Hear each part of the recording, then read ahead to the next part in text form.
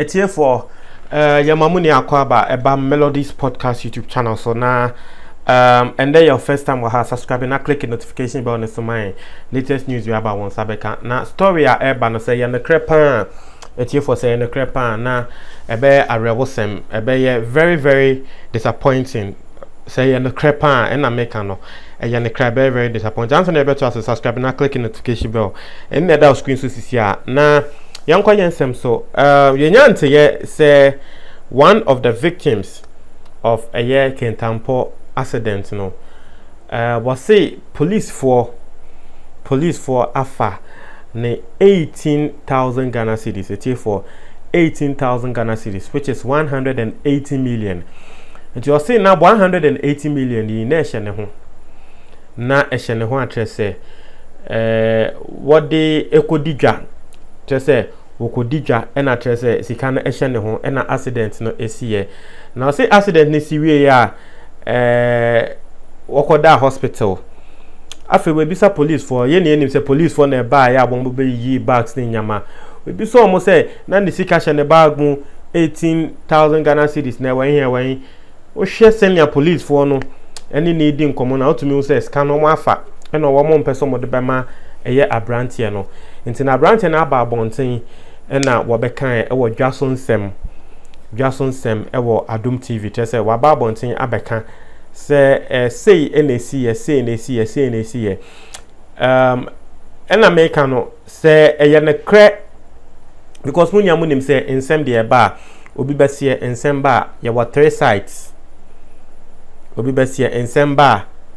ye wo 3 sites baako eye nipa ko na asem baako eye nipa ko na ye accusing ni na asem ena baako eye ne kre no aha intino we've not heard from the police intino ye be fa ne say asem na papa na ka no eye ne kre but ene na make no because of precedence ngofo be Rebecca say asem we papa ka no ene kre ebia na ska ne kre ndu 18,000 but because of precedence ye hu be pen say accident here na instead of say ye beboa victims no ube say ye pe nkrofo no ejapade na yafa na etie for nsema ese me kan say enye police ne nko a na ye beka say wo mo ebetumi afa ska no enye police nko a because ye ne say accident no esi ye no obviously omo omuti sa akronim no na ebekọ accident ne ho first na wo mokra no mbe free police ama police aba and obviously police for so ba wo mo be prevent other people from coming close to the accident scene nti ebetumi aba ne say accident ne si ye no wo mo a wo mokọ accident ne ho first say wo mokọ boa enkrofo no wo mo munipa bi na we hu scan fire yen rule police no out and so ebetumi aba ne say yes indeed police ni mbe so na hu scanner wafa eye saska no na make na betumi abase scan kra no endrusa because ye hu bi pen ene de obi wo ho an sika ero to me the to so say na ira say na ene de sanete but ene na make no ye hu bi pen enkofo nya accident a obi say eye na nkofo hwehwe phones afa instead of say we saving nipa no phones miame ni metie for miame ni me hu bi pen accident bi abrantie bi obekwa akobo ankofo no phone enoko fire tese nipa ni phone eno fire tese one dwen se obebeboa nipa ne kra ne ntino ene de very possible na this is what ghpage.com a top website ewa Ghana and I beka say blog ewa Ghana I report it. But apart from ghpage.com no me hu say nkofo bebre so I report it. GhanaCelebrities.com so I report it on this story that say that Ghana web nso say den ntino nkofo bebre akasa fa ho na abrante na kasa wo Adom FM ntino me read the article na ye hu the echo so say reports coming in has it that personnel from the Ghana Police Service who were at the Kintampo accident scene are alleged to have stolen an amount of 18,000 Ghana cedis belonging to one of the victims. It's here for 180 million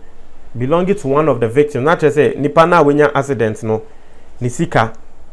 I say according to the survivor of the accident, he had a huge sum of money with him during the accident, which he now cannot find, and all effort to relocate the money has proved futile. Naturally,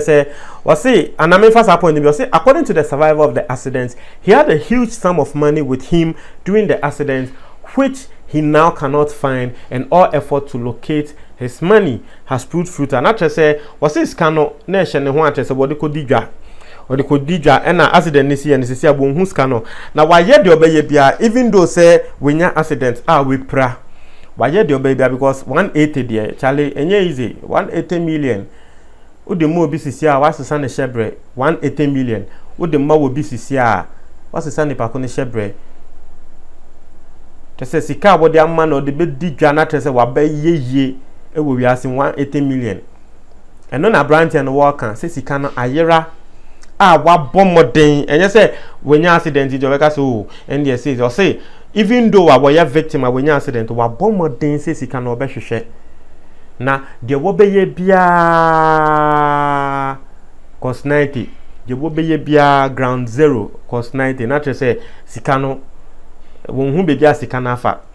I say, Aziz Mohammed, the survivor, speaking to Adam FM's Jason Sem, revealed that on that fateful day, he had 18,000 cedis with him whilst traveling to buy some goods for his business. Now, it's here for your friend Aziz Mohammed. Intimate to me, actually say, Yenyanti as ye say bus ne two VVIP and a grand bed. Now, grand bed bus no Yenyanti as ye say ne free north eba a ye kumase. Now, a branch your friend Aziz Mohammed. If I'm not mistaken, Aziz Mohammed no a northern name. Into no me fan say na what a grand bed bus ni bus na a share no na what timwa it's here for accident this year won hu ni sika but tio so what is our bus na shi ni mu na accident this year say it can be a possibility say sika na shi because bus na no team na any accident no bus na be share into no way me ma dwen it's here for way Miyama dream in my own way. Me de ba say a branch here no can say police for ena fanisi kano. Na very interesting say we no ebe alleged say police for because bas na no team no na bas na she. Inti no say betumi abane say when you accident no bag no can wo bas team. And as our bas no so nkrofo more than 30 ehye ya ende nkrofo no ye hu say asumesini ti betumi abane say wusika na ehye bag ni mu ewo bas na ahye ni mu no betumi abane say wusika na so ahye me de me ma adwen no nti no ase ye blame police for no let's cut them a slack broni be say me de sana me hu no. Now according to Aziz, he was informed that the bag containing his cash was with the emergency services who came to the scene. Okay, into no, Sisia yenya clarification. Say according to Nipakron Aziz no, or see Obi Katren say, oh, Sikano police for nearby no, emergency services for mobile no. One more far a bag na Sikano woman ti Obi hu ye. Just so Obi hu ye dia and a different case. Into the branch and they can say, was say Obi hu ye. I see he was informed that the bag containing his cash was with the emergency services who came to the scene, either the police or fire service, but both agencies have been tossing him around. Naturally say, Obi hu ye say bag ne there. Emergency services na ena ye ne say accident so see sia fire service any police for ena omo ye emergency services so mo be hwe a scene no nti no was say Obi hu ye say emergency services for no omo afa bag no na wa try say wo je bag no mo tu ni nia wo mo to se no oh brande ochina bra ende bra ochina bra etie for eno ne nsema branch ne dia atudwa se nia me din kankan no me de na me say accident no nyaa na bus no our team na ne hye ya ebetumi abanse ska na hye but abrante ne say wo bi e ka kire no say wo hu ye say emergency for no afa bag no sa bag no internet here for that's the clarification we needed there. I say I asked the police and was told it was with the fire service, but when I went to the fire service I was referred back to the police who insist they don't have it. It's here for I say we be say police for when a police for the captain say oh